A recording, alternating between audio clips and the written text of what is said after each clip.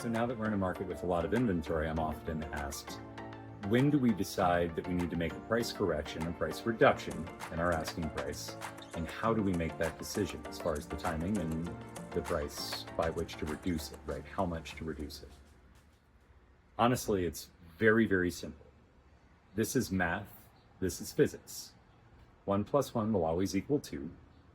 And the same way 1 + 1 = 2, or if I drop my phone, it's going to fall until it hits the ground.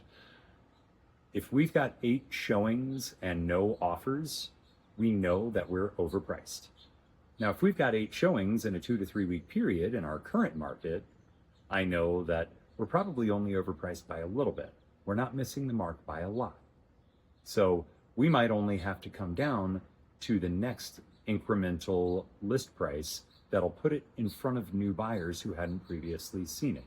For example, if we were listed at $850 and I've got 8 showings in a 3 week period, but I've got no offers, then I've got, 1 or 2 showings the following week. Chances are pretty likely if we reduce it by 25,000, we're going to be able to generate an offer, and maybe even from one of the people who had previously seen it.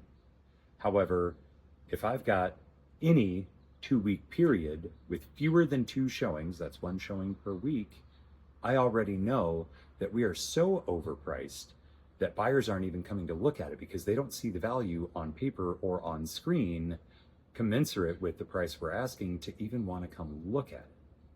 So in that sort of scenario, if we don't have 5, 6 showings in the first 2 weeks, we know we need to reduce the price. Or if we have feedback telling us that we're likely overpriced or it's not a good fit for those buyers, and we have fewer than 5 or 6 in the first 2 weeks, definitely in the first 3 weeks, we know we've got to make a price correction.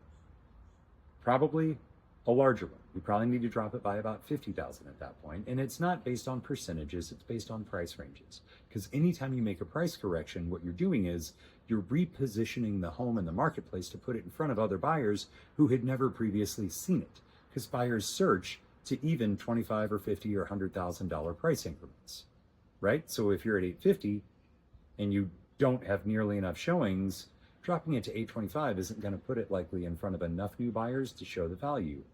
We got to go to 800 and we got to do it quickly, because you never know. If we're a little bit low on price at that point, we will create a competitive offer situation and be able to get over that price, which guarantees we'll get the most any buyer will pay.